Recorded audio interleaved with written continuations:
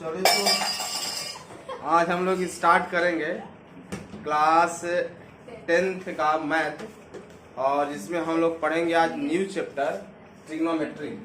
ठीक, तो ट्रिग्नोमेट्री को डिस्कस करने से पहले थोड़ा बहुत आज हम लोग इंट्रोडक्शन देखेंगे, और जिसमें हम पहले ये समझेंगे कि ट्रिग्नोमेट्री वास्तव में होता क्या है और इस ट्रिग्नोमेट्री का यूज हम कहाँ कहाँ करते हैं। ठीक, तो ट्रिग्नोमेट्री पढ़ने से पहले आपको पता है कि आप ट्रायंगल के बारे में छोटे क्लासों में पढ़े होंगे, चाहे वो ट्रायंगल हमारा इक्विलेटरल ट्रायंगल हो, ठीक, चाहे वो इक्विलेटरल ट्रायंगल हो या फिर आइसोसेलेस ट्रायंगल हो या फिर स्केलेन ट्रायंगल हो या फिर राइट एंगल ट्रायंगल हो, कोई भी ट्रायंगल हो, आप इस ट्रायंगल के बारे में अच्छी तरह से डिस्कस किए हैं कि राइट एंगल ट्रायंगल किसे कहते हैं, इक्विलेटरल ट्रायंगल किसे कहते हैं। हालांकि इस ट्रिग्नोमेट्री में हम स्पेशली राइट एंगल ट्रायंगल की ही बात करेंगे। ठीक, जैसे सपोज दैट आपके सामने कुछ ऐसा सिचुएशन आ जाए कि आप कहीं जा रहे हैं कुतुब मीनार देखने। अब मान लीजिए कि एक कुतुब मीनार है, कुछ इस तरह का ऊंचा है, ऐसे बनाने तो नहीं आता, मान लीजिए बहुत बड़ा, या ट्री ही समझ लेते हैं। सपोज दैट कि एक ट्री है, ये आपका ट्री है, ये क्या है, ट्री है, और ट्री के सामने आप खड़े हैं और आपके मन में अचानक विचार आया, ये ग्राउंड पे ट्री है, आप इसके सामने खड़े हैं और आपके मन में अचानक विचार आया कि बिना एक्चुअल मेजरमेंट के हम डायरेक्टली इसकी हाइट को कैसे मेजर करें। ठीक, या फिर आपके मन में विचार आया कि हम यहाँ खड़े हैं, इसके टॉप वाला डिस्टेंस हमसे कितना दूर है। तो ऐसी सिचुएशंस में जहां तक कि हम डायरेक्टली पहुंच ना सके, या मान लीजिए कुतुब मीनार है, कुतुब मीनार की हाइट तो काफी लंबी होती है ना, कुतुब मीनार है और इसके सामने आप खड़े हैं और जब देखने जा रहे हैं और आप इसकी हाइट को फाइंड करना चाहते हैं, या इसके टॉप वाले पॉइंट से इस वाले पॉइंट के बीच का डिस्टेंस फाइंड करना चाहते हैं, तो इन सारे सिचुएशंस में ना हम क्या करते हैं, जनरली ट्रिग्नोमेट्री का ही यूज करते हैं, जहां पर जिसके हाइट तक जाना उतना आसान ना हो, ना, या हम डायरेक्ट रूप से उसका मेजरमेंट ना कर पाए, तो हम इनडायरेक्टली उसका मेजरमेंट कैसे करेंगे। तो मैथ के जिस ब्रांच में हम इस चीज के बारे में स्टडी करते हैं उसको हम क्या बोलते हैं, ट्रिग्नोमेट्री। ठीक, ऐसे लाइफ में, हमारे डे टू लाइफ में से कई सिचुएशंस आते हैं। आप 4 मंजिला जो है बिल्डिंग के सामने खड़े हैं और टॉप पर आपका फ्रेंड खड़ा है और आप एकदम ग्राउंड पर खड़े हैं और आप सोचेंगे हमसे कितना ऊंचाई पर होगा, तब उसको डायरेक्टली हम नहीं मेजर करेंगे, तो हम किसका हेल्प लेंगे, ट्रिग्नोमेट्री का सहारा ले लेंगे उसका। ट्रिग्नोमेट्री में 3 वर्ड्स होता है, एक होता है ट्राई, एक होता है गोन और एक होता है मेट्री। तीनों का मतलब, ट्राई मतलब होता है 3, गोन का मतलब होता है हम जो है मेजर करेंगे, मेजरमेंट साइड्स, और ये होता है हमारा मेट्री मतलब मेजरमेंट, जिसमें हम 3 साइड का क्या करते हैं, मेजरमेंट करते हैं। ठीक, उसको हम बोलते हैं ट्रिग्नोमेट्री। तो ट्रिग्ना मतलब ट्राई का मतलब 3 और गोन का मतलब साइड, साइड्स मतलब जो ट्रायंगल का साइड है। ठीक, और मेट्री का मतलब हम उसका मेजरमेंट। तो जिसमें हम 3 साइड का मेजरमेंट करते हैं उसको हम क्या बोलते हैं, ट्रिग्नोमेट्री, जो कि हमारा एक ग्रीक वर्ड है, ग्रीक लेटर से बना हुआ है ट्रिग्नोमेट्री।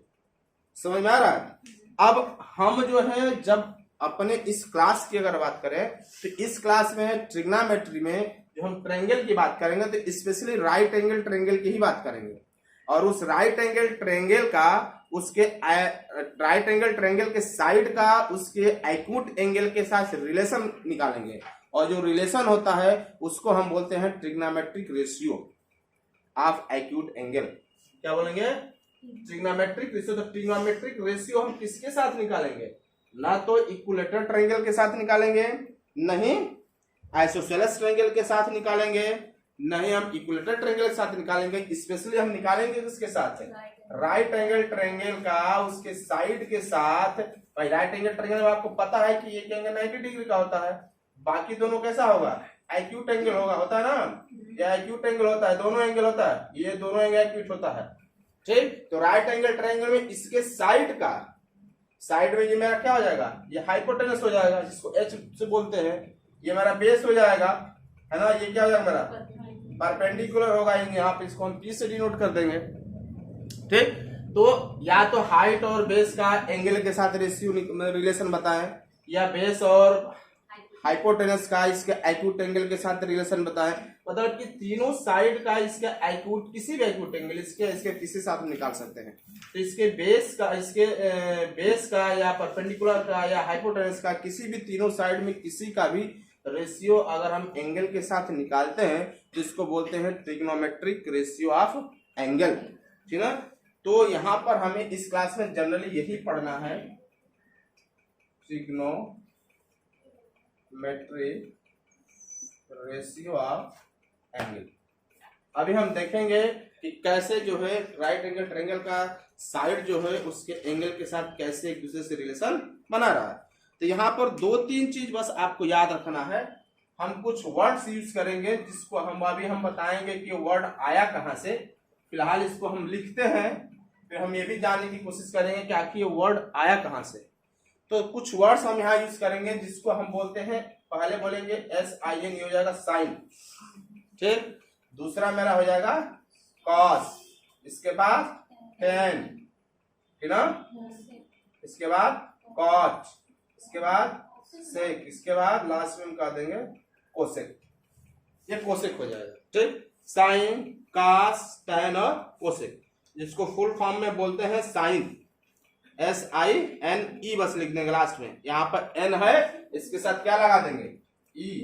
ये साइन ऑफ एंगल, जिस मान लीजिए राइट एंगल ट्रायंगल है, ये राइट एंगल ट्रायंगल है आपका, और इसको हम शॉर्ट फॉर्म में इधर इसको हम कह देते हैं B, ये A हो जाएगा और मान लीजिए C है। तो साइन ऑफ एंगल A मतलब हम इस एंगल की बात कर रहे हैं। वही अगर हम लिख देंगे साइन ऑफ एंगल C, इसका मतलब इसके बारे में बात नहीं किया जाएगा, ये राइट एंगल ट्रायंगल है, मतलब वहां पर 90 डिग्री का एंगल बना है। हमें एक्यूट एंगल का साइड के साथ रिलेशन बताना है ना सर। तो साइन ऑफ एंगल A लिखेंगे तो क्या लिखेंगे, इसका मतलब इस एंगल की बात हो रही है। और साइन ऑफ एंगल C लिखेंगे तो क्या लिखेंगे, इस एंगल की बात हो रही है। उसी तरह कॉस को लिखते हैं कोसाइन, ठीक ना, कोसाइन ये हो जाएगा, बस कोसाइन लिख देंगे, कोसाइन ऑफ एंगल C, मतलब एंगल C का कॉस लिया गया है। कोसाइन ऑफ एंगल C का मतलब एंगल C का क्या लिया गया है, कॉस लिया गया है। या फिर कोसाइन ऑफ एंगल अगर हम A लिखेंगे, यहाँ पर C ना लिखकर अगर यहाँ पर A लिख दें, इसका मतलब कि एंगल A का क्या लिया गया है, कॉस लिया गया है, कोसाइन कहते हैं उसे, ठीक। इसके बाद आपका टेंजेंट ऑफ एंगल A, तो टेंजेंट में ये आपका हो जाएगा टेंजेंट ऑफ एंगल A कहेंगे, मतलब A का क्या लिया गया है, टेन लिया गया है। या टेंजेंट ऑफ एंगल C कहेंगे तो A मतलब एंगल C का टेन लिया गया है। अभी आगे हम देखेंगे कि इसका साइड का भी, तो हम इसका एंगल के साथ रिलेशन कंबाइन करने की कोशिश कर रहे हैं, कैसे लिखेंगे। अभी इसका हम क्या करेंगे, साइड के साथ रिलेशन बताएंगे, देखेंगे। फिर हमारा आता है कोसेकेंट,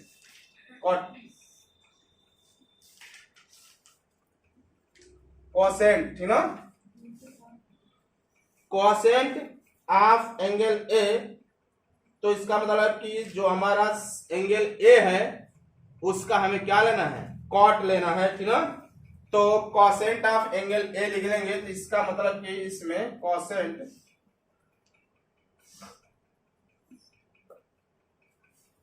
ठीक। अब चाहे A का लें या फिर C का लें, A का लेंगे तो कॉट ऑफ एंगल A और C का लेंगे तो कॉट ऑफ एंगल C, समझ में आ रहा है। इसके बाद मेरा सेकेंड, तो सेकेंड ऑफ एंगल A और सेकेंड ऑफ एंगल C जिसकी बात करेंगे उसका हम यहां पर लिखेंगे। अगर हम C की बात करते हैं तो कोसेंट ऑफ एंगल, तो हम वहां पे पूरा वर्ड नहीं लिखेंगे, जब लिखना होगा तो 60% में लिखेंगे, क्या सेक A लिख देंगे। अगर हम कोसेंट की बात करेंगे तो पूरा नहीं लिखकर क्या लिखेंगे, सेक A। अगर हमें कोसाइन की बात करना है तो पूरा नहीं लिखेंगे, क्या लिख देंगे, कॉस A बस लिख देंगे। हम समझ जाएंगे कि उस एंगल का A लिया गया है, समझ में आ रहा। उसी तरह हम क्या करेंगे, बाकी का भी लिख देंगे। कोसेक है तो उसका भी हम एंगल A और C के साथ रेशियो निकाल देंगे, साइन का, कॉस का, टेन का, कॉट का, सेक का, कोसेक का, सबका हम निकाल सकते हैं AB, मतलब एक्यूट एंगल के साथ रिलेशन, ठीक ना। तो इस प्रकार हम बाकी का भी क्या करेंगे, लिख लेंगे। अब यहां पर हम देखेंगे कि इसका जो है साइड के साथ क्या रेशियो बनता है, ठीक। तो इसको हम ऐसे लिखेंगे, जैसे हमें एंगल ए का साइन लेना है, तो एंगल ए का साइन होगा तो इसको हम बोलेंगे साइन।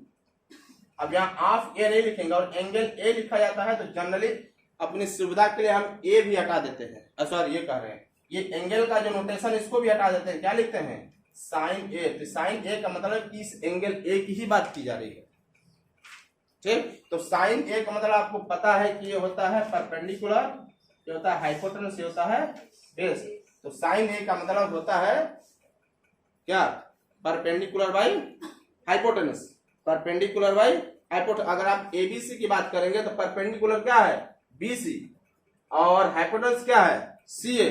तो साइन ए का मतलब हो जाएगा परपेंडिकुलर है बीसी बाई में, ये जो ए से सी कहिए चाहे सी से के बातें की, ए सी कहिए या सी कहिए, तो हम क्या कहेंगे साइन ए बराबर ये हो जाएगा बीसी बाई में ए सी, ठीक। साइन का एंगल ए के साथ रिलेशन। लेकिन अगर मैं इसको ऐसे कहूं साइन सी, इसका मतलब हमें ये वाला एंगल लेना है, तब इस वाले एंगल के लिए परपेंडिकुलर मेरा ये नहीं होगा, इसके लिए परपेंडिकुलर क्या होगा मेरा बी हो जाएगा। जो एंगल हमें कंसीडर करना रहता है उसका सामने वाला परपेंडिकुलर होता है। जैसे एंगल हम ए ले रहे हैं तो इसका सामने वाला क्या होगा हाइपोटेनस, तो मेरा फिक्स रहेगा, वो नहीं बदलेगा।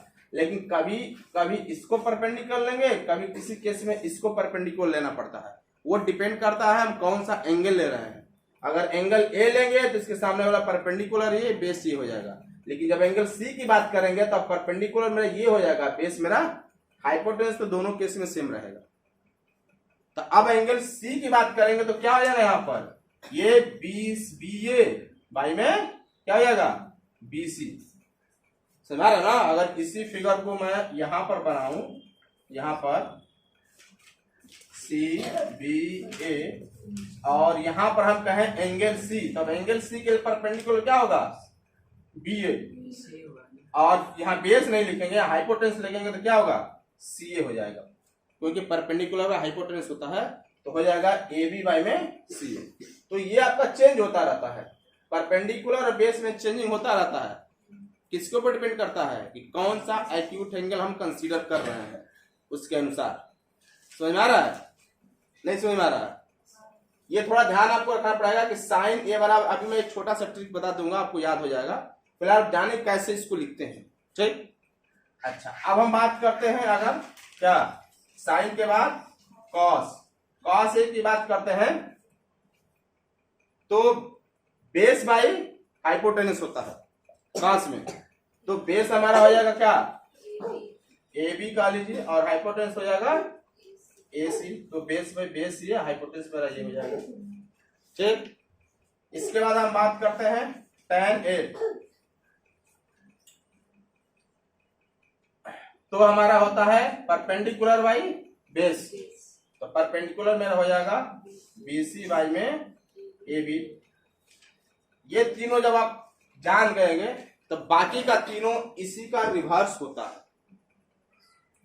जैसे हम बात करेंगे कॉट, तो कॉट जो होता है tan का रिवर्स हो जाएगा, यानी ए बी ऊपर चला जाएगा बीसी, ए बी बाई में बीसी, ठीक। बात हम करेंगे सेक, तो सेक जो है cos का रिवर्स होता है, यानी ये ए सी ऊपर चला जाएगा, ए बी तो हो जाएगा सेक ए, ये है यहाँ कॉट ए लिखना पड़ेगा, यहाँ पर सेक ए, तो क्या हो जाएगा ए सी बाई में ए बी। समझ में आ रहा है क्या बताया जा रहा है?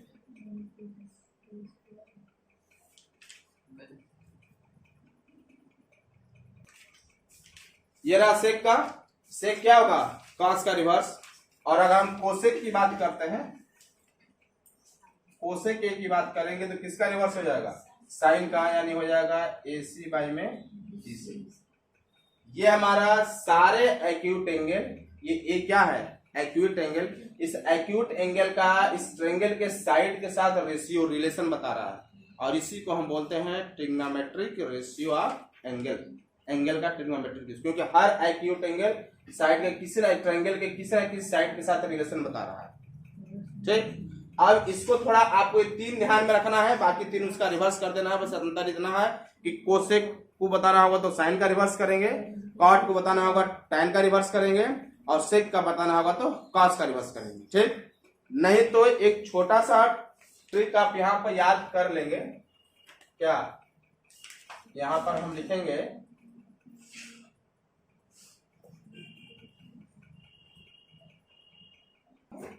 तो ये ट्रिक जो है हम यहाँ पर याद रखेंगे पी बी पी और एच एच बी, जिसमें ऊपर हम क्या लिख देंगे साइन, यहाँ पर कॉस और यहाँ पर टेन, और नीचे टेन के नीचे लिख देंगे कॉट, कॉस के नीचे लिख देंगे सेक और साइन के नीचे लिख देंगे कॉसेक। तो अब क्या होगा, अगर मुझे साइन की बात करनी होगी तो परपेंडिकुलर बाई हाइपोटेनस, साइन ए की अगर हम बात करेंगे तो परपेंडिकुलर बाई हाइपोटेनस। कॉस की बात करना होगा तो इसके लिए क्या होगा, कॉस ए की बात करेंगे तो बेस बाई में हाइपोटेनस, और tan की बात करना होगा तो इसके लिए क्या हो जाएगा परपेंडिकुलर बाई बेस। अब उसका उल्टा कॉट की बात करना होगा तो यहां से स्टार्ट करेंगे, कॉट ए की बात करना होगा तो क्या हो जाएगा बेस बाई में परपेंडिकुलर, और सेक ए की बात करना होगा तो हाइपोटेनस बाई में बेस, और अगर कोसेक की बात करना होगा मुझे, कोसेक की बात करना हो तो हाइपोटेनस बाई परपेंडिकुलर। ये अगर हम याद रखेंगे तो फिर जनरली हमें ये भूलेगा नहीं। समझ आ रहा ना? तो इतना चीज अब हम इसमें डिस्कस करेंगे कि आखिर ये साइन कॉस और कॉट और टैन आया कहां से, सुना, इसका जो है ये वर्ड कैसे यूज किया गया, इसका क्या नोटेशन है।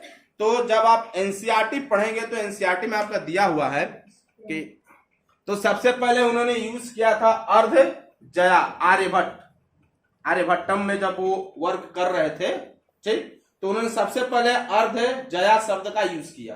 अब बाद में इसको अर्ध जया मतलब हाफ कार्ड जैसे सर्कल होता है ना, सर्कल, तो सर्कल का हमारा क्या होगा, ये कार्ड हो जाएगा, ठीक।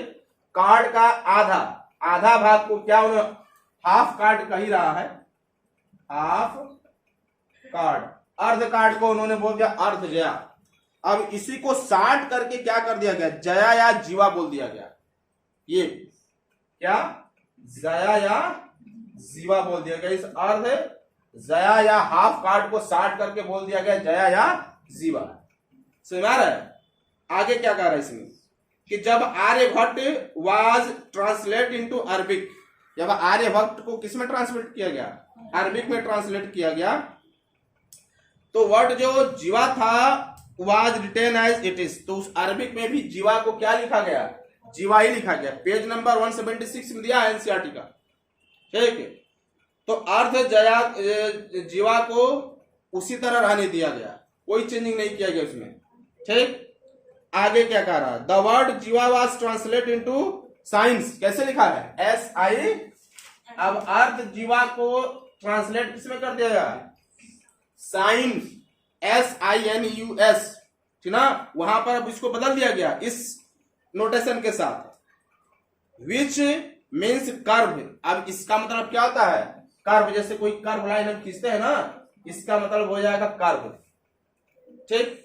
बस हम ये बताना चाहते हैं कि कैसे कैसे सारे सिंबल्स आए, कैसे कैसे ये नाम आया मैथ में, ये हम बताना चाहते हैं, कहां से आया, इसका ओरिजिन कैसे हुआ, अरे समझ में, ये चीज हम देखना चाहते हैं, ठीक। आगे सुन which when the Arabic version was translated into Latin, जब अरबिक को किसमें ट्रांसलेट किया गया, लैटिन नोट में ट्रांसलेट किया गया, तो उस जया का नाम बदल के ये कर दिया गया। सबसे पहले आर्यभट्ट ने अर्ध हाफ कार्ड के लिए अर्ध जया किया, जब वो अरबिक में आया तो इसको जया या जीवा उसी तरह रहने दिया गया, कोई चेंजिंग नहीं हुआ। लेकिन जब अरबिक से ट्रांसलेट किया गया लैटिन वर्ड में, तो उसका नाम बदल के क्या हो गया, ये हो गया। समझ में आया? आगे soon the word sinus was use as sine, अब इसको जल्द ही इस पे और इम्प्रूव किया गया, और इसको इम्प्रूव करके अब यहां से यूएस हटाकर क्या कर दिया गया, SINE कर दिया गया। इसमें और इस लेटर में और थोड़ा इम्प्रूव कर दिया गया। कब? Also use as sine became common in mathematics texts throughout the Europe में जितने मैथमेटिक्स की बुक थे सब में ये सारा वर्ड कॉमन हो गया, अब हर जगह देखने को मिल गया। पहले क्या हुआ, अर्धजीवा, इसके बाद जीवा। इसके बाद क्या आया, ये SINUS। इसके बाद इसमें से US को भी हटाकर क्या कर दिया गया, N जोड़ दिया गया। यूरोप की जितने भी मैथ थे, मैथ का जो बुक था, टेक्स्ट बुक था, सब में ये वर्ड आ गया। अब उसमें भी इंप्रूव किया गया, ठीक है। और एक इंग्लिश प्रोफेसर से astronomy Edmund Gunter 1581 and 1626 first use the abbreviate notation of sine. सबसे पहले एक इंग्लिश प्रोफेसर थे जिन्होंने अब इस साइन का भी शॉर्ट फॉर्म लिख के क्या कर दिया, SIN कर दिया। सिन मतलब इसको हम साइन पढ़ते हैं, है ना।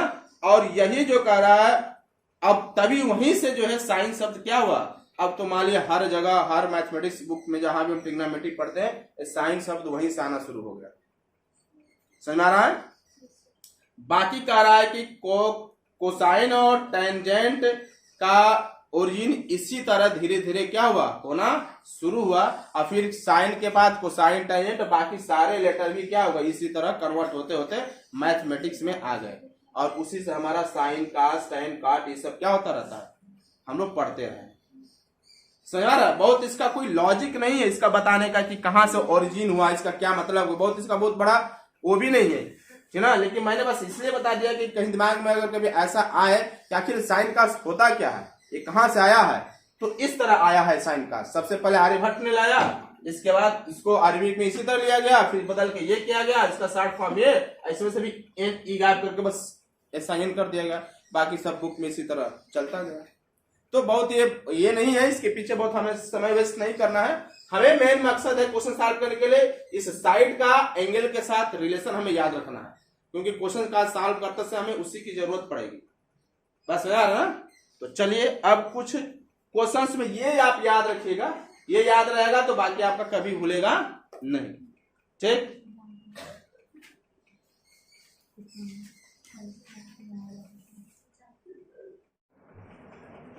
एक्सरसाइज 8.1 और 8.1 में जो पहला क्वेश्चन आपको दे रखा है यहाँ पर एनसीईआरटी का जो है, एनसीईआरटी का जो पहला क्वेश्चन है एक्सरसाइज 8.1 का दे रखा है कि ना ट्रायंगल एबीसी, एक ट्रायंगल है एबीसी, फिगर शायद इसका नहीं दिया है, नहीं दिया कोई बात नहीं। कह रहा है कि ना triangle ABC right angle triangle है, तो सबसे पहले हम यहाँ पे एक राइट एंगल ट्रायंगल बना लें। आप जानते हैं कैसे बनता है राइट एंगल ट्रायंगल। और एबीसी में बी को बीच में रखा है, तो जनरली हम बी को वहीं पर रखेंगे जहां पर 90 डिग्री का एंगल बना है, ठीक। और ए और सी को अपनी मर्जी के ऊपर है, जहां चाहे वहां लिख सकते हैं, तो ये ए हो जाएगा और ये सी हो जाएगा, ठीक। अब आपको कह रहा है A B equal to 24, A B यानी ये वाली साइड कितने दिया है 24, और बी सी कितना दिया है ये वाला 7। अब बाकी कह रहा है कि साइन ए, कास ए, साइन से कास सी आप फाइंड कर दीजिए, ये कह रहा ना। तो चलिए, तो हम सबसे पहले निकालेंगे साइन ए। तो मैंने आपको बताया था कि जो एंगल लेंगे उसके सामने वाला परपेंडिकुलर, जब ए की बात करेंगे तो ये परपेंडिकुलर ये बेस, और जब सी की बात करेंगे तो ये परपेंडिकुलर ये बेस, ये तो मेरा हाइपोटेनस फिक्स ही रहेगा। तो चूंकि जब हम साइन कास की बात करेंगे तो हमें हाइपोटेनस की जरूरत पड़ेगी, तो पहले हम हाइपोटेनस निकाल लें, इसके बाद तब इसका रेशियो निकालें। तो यहाँ पर आपने पाइथागोरस का थ्योरम पढ़े होंगे, तो आपको पता होगा कि हाइपोटेनस सीए का स्क्वायर इक्वल टू क्या होता है परपेंडिकुलर का स्क्वायर प्लस बीए क्या हो जाएगा बेस का स्क्वायर। मान लेते परपेंडिकुलर बेस ये हाइपोटेनस है, तो इसका निकालेंगे सीए का स्क्वायर, तो बीसी क्या है मेरा 7 है ना, तो 7 का स्क्वायर करेंगे कितना होगा 49, और 24 का स्क्वायर करेंगे तो कितना होगा बताइए, 24 का स्क्वायर फटाफट बताइए कितना होगा, हैं 576।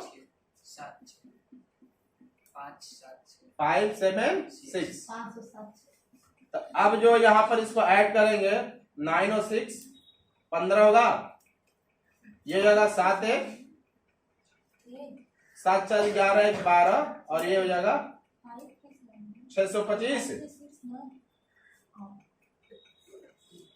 625 आएगा, हाँ क्या थे ना।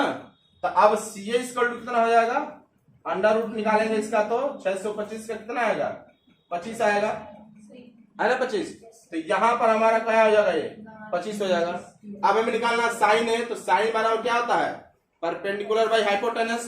तो अब इस एंगल के लिए परपेंडिकुलर मेरा ये होगा, ये नहीं होगा, ये बेस हो जाएगा। तो परपेंडिकुलर बाई जब हाइपोटेनस की हम बात करते हैं, यानी हमारा हो जाएगा बीसी बाई में क्या सी होगा। तो बीसी कितना है 7 और सी कितना है 25। तो साइन ए की वैल्यू क्या हो जाएगी 7 बाई में 25। ठीक, अब हमें साइन सी भी कह रहा है ना, साइन ए कास ए कह रहा है। तो कास ए की जब वैल्यू निकालेंगे तो कास बराबर क्या होता है बेस बाई में हाइपोटेनस। तो बेस कितना है बीसी, सॉरी बी ए, और हाइपोटेनस है सी ए। तो बेस हो जाएगा 24 और ये हो जाएगा 25। तो इस तरह हम कास ए की वैल्यू निकाल लेंगे। लेकिन जब साइन सी की जब हम बात करेंगे, यहाँ पर साइन सी की बात करेंगे, तो साइन सी की जब बात करेंगे तो परपेंडिकुलर एंगल के सामने वाला ये हमारा परपेंडिकुलर हो जाएगा और ये हमारा क्या हो जाएगा बेस। तो साइन सी में होता है देखिए साइन का मतलब होता है परपेंडिकुलर बाय हाइपोटेनस, चाहे एंगल सी ले या बेस ले, फार्मूला तो यही लगेगा हर बार, परपेंडिकुलर बाय हाइपोटेनस ही लगेगा। हाँ, लेकिन थोड़ा वैल्यू पुट करते समय ध्यान रखेंगे कि सी लेंगे तो परपेंडिकुलर ये हो जाएगा, ए लेंगे तो परपेंडिकुलर ये हो जाएगा। लेकिन हर बार तो हम यही लिखेंगे परपेंडिकुलर बाय हाइपोटेनस, साइन के साथ चाहे कोई भी एंगल हो, चाहे ए हो या सी हो। बस समझ आ रहा ना। तो इसलिए परपेंडिकुलर, इसके लिए परपेंडिकुलर तो यही होगा, और ये हाइपोटेनस होगा तो क्या लिखेंगे हम, परपेंडिकुलर हो जाएगा यहाँ पर बी ए और हाइपोटेनस हो जाएगा सी ए। तो यहाँ पर जब वैल्यू रखेंगे तो 24 बाई में क्या हो जाएगा 25। ये परपेंडिकुलर और हाइपोटेनस ना, तो 24 बाई में 25।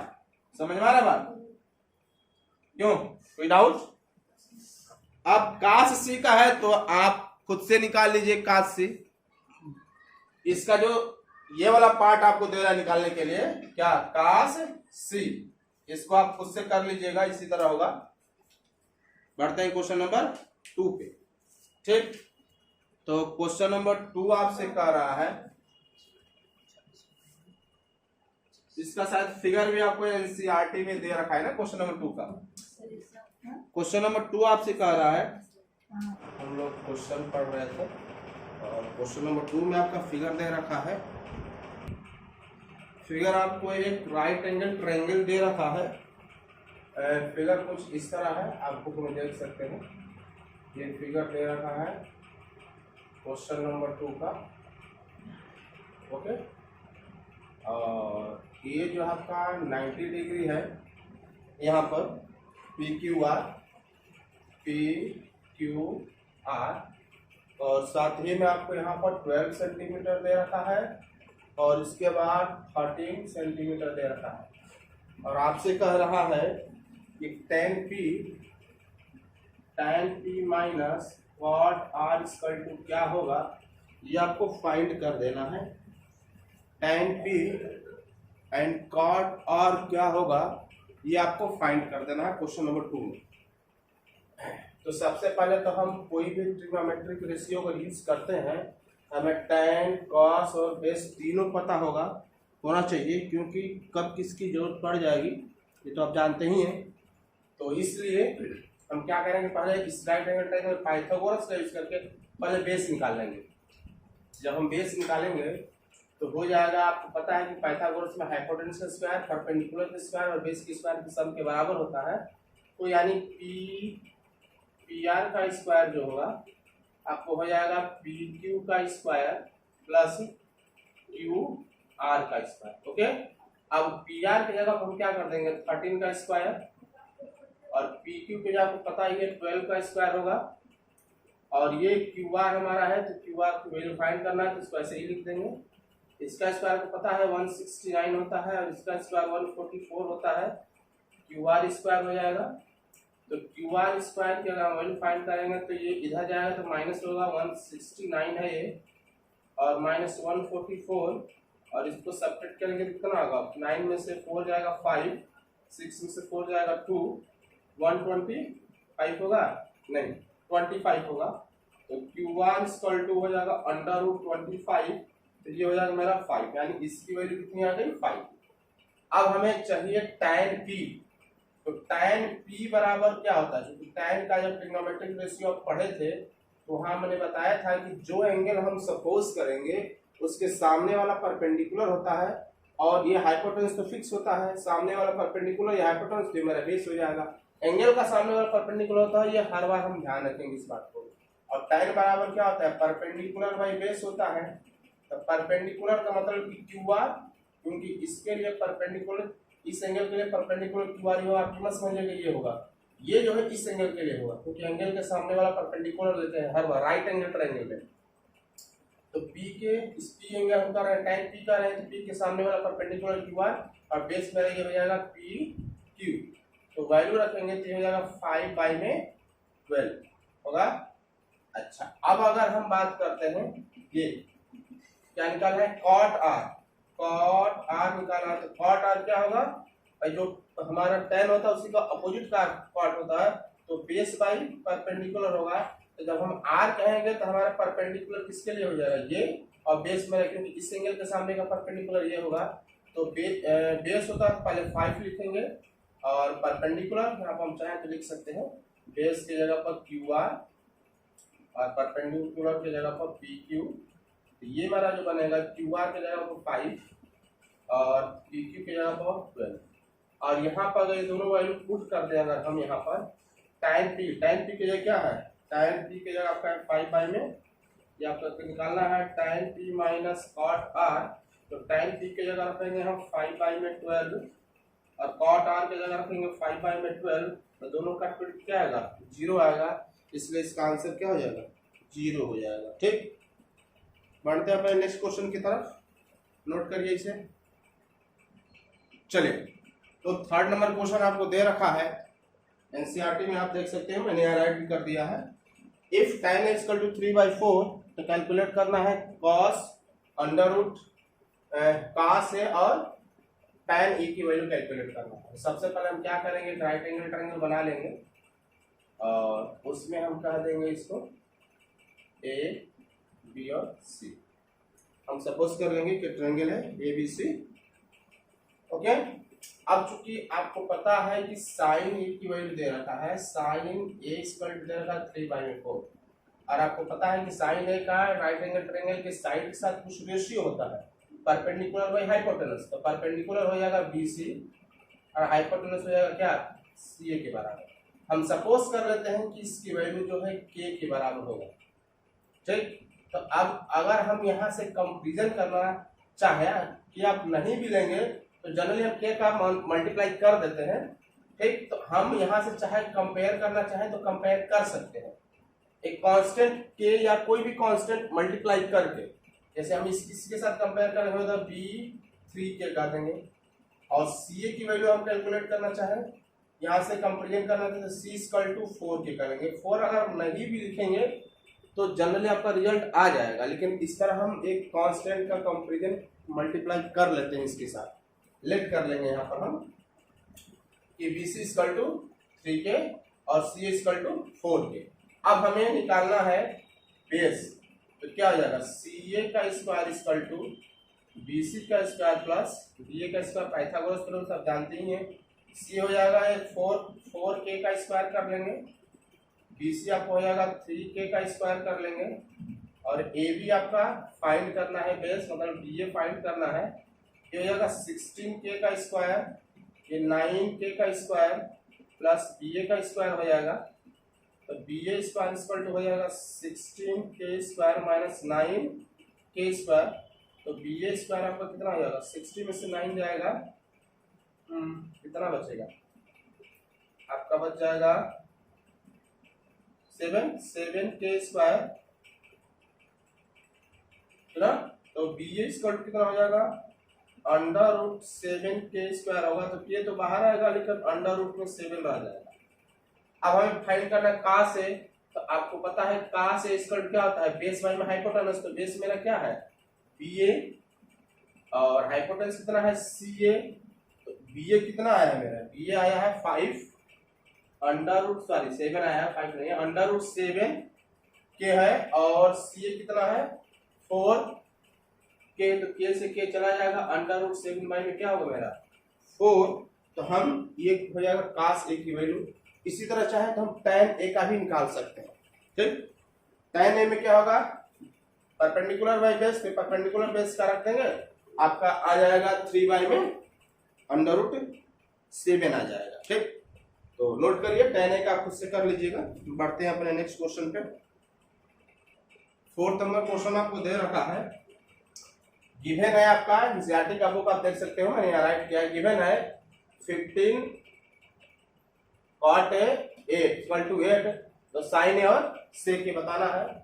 तो अगर हम यहाँ से लिखेंगे cot A तो इसके नीचे आ जाएगा 8y में 15। यहाँ से अगर राइट एंगल ट्रायंगल हम बनाते हैं तो क्या आ जाएगा, ए बी और सी ऐसे बनेगा। अब चूंकि ए दिया है तो अब क्या काम करेंगे, ए को यहाँ लिख लीजिए, ऐसे कोई फर्क नहीं पड़ेगा, सी भी लिख सकते हैं, ट्रायंगल थोड़ा सीधा रहेगा। काट पर आपको पता है बेस में हाइपोटेनस होता है, तो काट क्या हो जाएगा 8y में 15, तो बेस हमारा कितना है BA और ये कितना है आपका परपेंडिकुलर BC। आप इसको भी ऐसे लिख सकते हैं, BA क्या कर देंगे 8K, ऐसे कोई कांस्टेंट ले लेते हैं, मैंने अभी पिछले क्वेश्चन में बताया। BC हो जाएगा 15K। अब चाहे तो हम यहाँ से क्या करेंगे, पहले मुझे हाइपोटेनस की साइन जब निकालेंगे तो मुझे हाइपोटेनस चाहिए, और इस ट्रायंगल में हाइपोटेनस नहीं दिया है, बेस दिया है और परपेंडिकुलर दिया। तो पहले पाइथागोरस का यूज करके CA का स्क्वायर इक्वल टू BC का स्क्वायर प्लस PA का स्क्वायर, हम पाइथागोरस का यूज करके निकाल लेंगे पहले हम हाइपोटेनस। तो BC आपको दिया 15 का स्क्वायर 15/K का स्क्वायर कर देंगे, और BA आपको दिया है 8K का स्क्वायर, क्या होगा CA स्क्वायर कितना हो जाएगा 225 के स्क्वायर में 15 का स्क्वायर, ये हो जाएगा 64, 8 का स्क्वायर 64 होगा K स्क्वायर, और CA की जब वैल्यू CA स्क्वायर जब इसको जोड़ेंगे तो 5 और 4 9 6 2 8 और 6 2 8 2 79 K स्क्वायर आएगा। तो अब इसका अगर हम स्क्वायर रूट निकालेंगे तो क्या होगा, इसका स्क्वायर रूट 17 और K का हो जाएगा K, तो सब मिलाकर 17K होगा। तो अब आप इसमें किसी का निकाल सकते हैं, अगर साइन A का कह रहा है तो साइन A बराबर क्या होता है परपेंडिकुलर हाइपोटेनस, परपेंडिकुलर का मतलब क्या होगा ये BC, और हाइपोटेनस का मतलब हो जाएगा CA। तो BC की वैल्यू कितना दिया है यहाँ, BC दिया है 15K और CA कितना दिया है 17K, तो K से K कट जाएगा 15/70, या क्या होगा इसका आंसर दिया। चाहेंगे तो हम सेक का भी निकाल लेंगे, ठीक, सेक भी कर लीजिएगा आप। तो बढ़ते हैं हम अपने नेक्स्ट क्वेश्चन पे।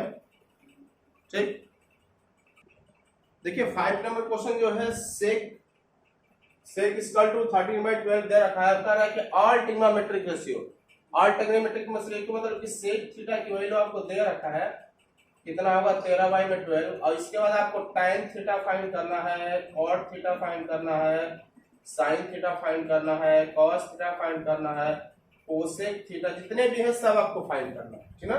तो हम करेंगे क्या, इसमें किसी तरह ट्रायंगल बनाएंगे, और इसके बाद इसमें क्या होता है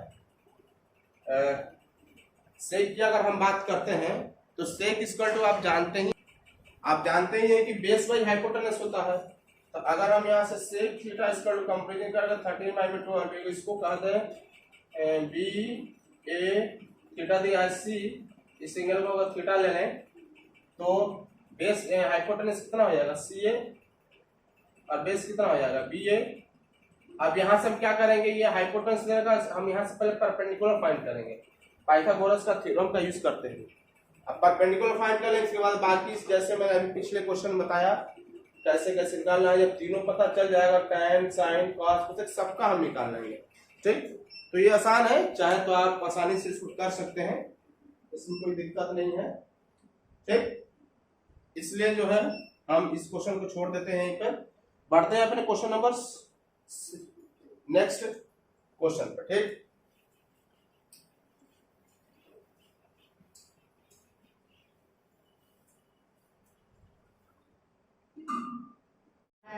ठीक, दो ट्रायंगल हम बनाएंगे यहाँ पर,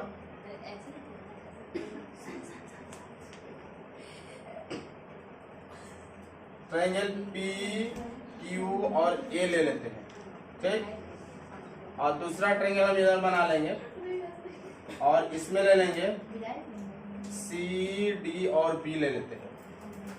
और इसमें दे रखा है 6 नंबर क्वेश्चन में cos A equal to cos B, cos A equal to cos B, और आपको प्रूफ करने के लिए कह रहा है angle A equal to angle B। ये हमें प्रूफ करके दिखाना है कितना होगा, ठीक है। तो चलिए पहले हम निकालते हैं cos A। इस वाले फिगर में अगर निकालेंगे cos A, तो cos A बराबर क्या होगा, परपेंडिकुलर बाई परपेंडिकुलर कितना हो जाएगा, हाइपोटेनस होगा ना। तो ठीक, अरे हाँ भाई, base not base by perpendicular, base by hypotenuse.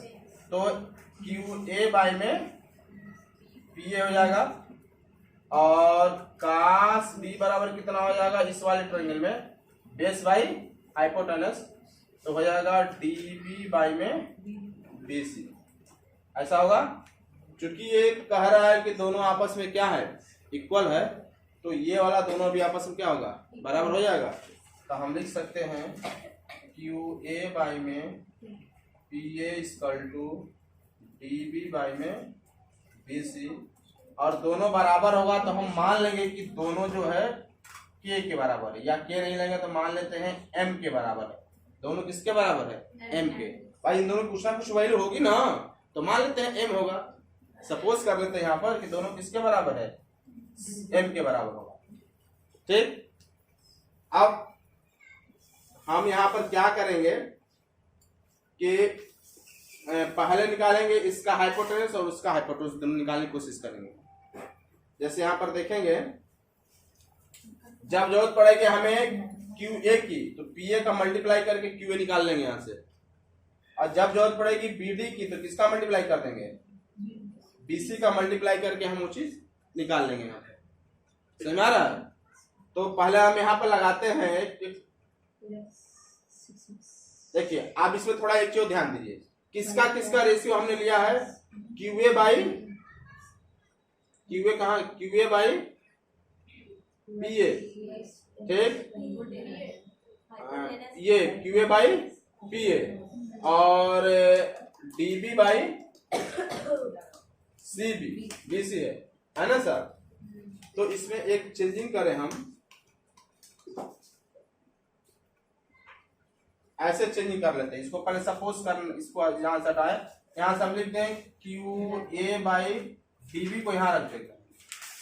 एक बार ऐसे लिख सकते हैं, देखिए क्रॉस मल्टीप्लाई करेंगे दोनों में, तो क्यू ए इंटू क्या हो जाएगा, बी सी होगा, और P A into D B, ऐसे होगा।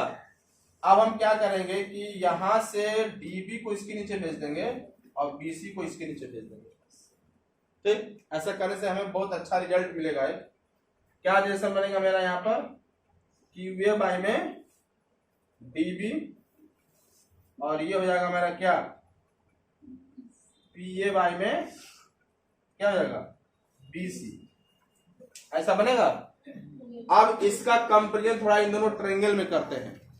देखिए क्या है, क्यू ए मतलब ये और बी डी मतलब ये, इन दोनों का रेशियो क्या हो जाएगा, पी ए मतलब ये और बी सी मतलब ये, इन दोनों का रेशियो। थेल्स थ्योरम क्या कहता है कि अगर तीनों का रेशियो बराबर हो जाए, ये वाला साइड भी इसके बराबर आ जाएगा, तो ट्रायंगल सिमिलर हो जाएगा, और सिमिलर हो जाएगा तो ए बराबर बी हम कह सकते हैं। तो हमने दो का रेशियो तो दिखा दिया, बस तीसरे वाले को दिखा देना है कि इसी के बराबर होगा। उसके बाद अपने आप कह देंगे कि ट्रायंगल क्या होगा, सिमिलर होगा, और सिमिलर होगा तो एंगल ए बराबर एंगल बी हो जाएगा। लॉजिक समझ रहे ना इसका। इसको थोड़ा अरेंज करने का लॉजिक क्या था, इसको इस तरह सिमिलर करने योग्य बना ले, हम प्रोपोर्शनलिटी इसका सेम दिखा दें। तो दो की प्रोपोर्शनलिटी तो हमने सेम दिखा दिया, तीसरे वाले का दिखा देना है बस। अब तीसरे वाले के लिए भी हमें जैसे करना होगा वो अपना स्टेप आगे ले जाएंगे। समझ में आ रहा है क्या, आगे चलेगी कहानी। तो अब हम क्या करेंगे, इस वाले ट्रायंगल से इसका लेंथ निकालेंगे और इस वाले ट्रायंगल से इसका लेंथ निकालेंगे, फिर दोनों को डिवाइड कर देंगे, दोनों को प्रोपोर्शनल करने के लिए डिवाइड करेंगे। उसके बाद जो भी आगे स्टेप होगा हम करेंगे स्टेप बाय स्टेप, ठीक।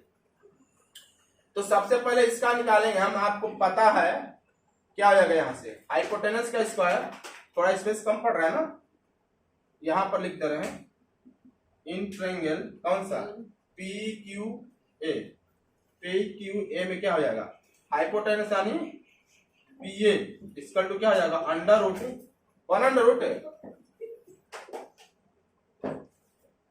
या इसको ऐसे लिखते हैं पी ए का square equal to P Q का square minus plus Q A का स्क्वायर, ऐसा होगा कि नहीं इस वाले ट्रायंगल में पी ए का square equal to P Q का स्क्वायर और क्यू ए का स्क्वायर होगा।